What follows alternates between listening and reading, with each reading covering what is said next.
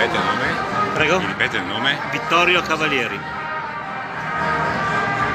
Mentre c'è il giro d'onore dell'ultima categoria premiata quest'oggi per i campionati triveneti, siamo al Cristallo a Casale sul Sile.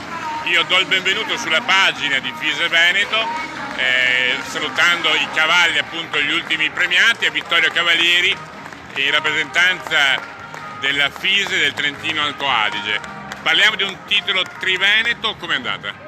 Direi molto bene, finalmente abbiamo avuto un comitato organizzatore all'altezza della situazione, è riuscito a coniugare sia l'attività sportiva che quella di intrattenimento per i ragazzi molto funzionante e finalmente è stato organizzato in un contesto in cui si è avuto, credo forse negli ultimi anni, la prima volta in cui i protagonisti hanno potuto lavorare esclusivamente sul campionato, vuol dire i cavalli, i ragazzi, i genitori, gli istruttori, tutti quanti hanno potuto viverli dalla mattina alla sera senza ansia e concentrati solo e esclusivamente sulla loro attività. Ricordando, se non sbaglio, che una volta la FISE non era FISE Veneto, FISE Friuli Venezia Giulia, FISE Trentino Alto Adige, ma una volta era FISE Triveneto. Era dico FISE bene? Veneto, esatto, comprendeva il Trentino Alto Adige, Veneto e Friuli Venezia Giulia.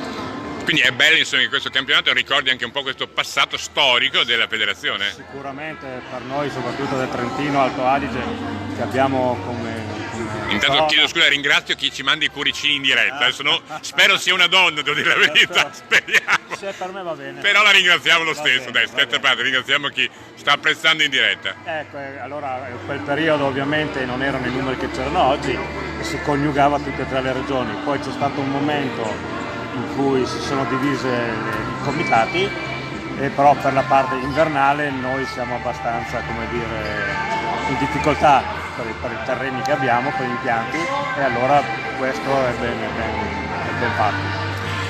Ne approfitto perché ne abbiamo parlato in Fiera Cavalli. Lei viene da una regione dove c'è un bellissimo impianto per il galoppo, insomma quando si parla di cavalli si parla sempre del cavallo un po' in tutte le sue dimensioni. Oggi Merano come sta?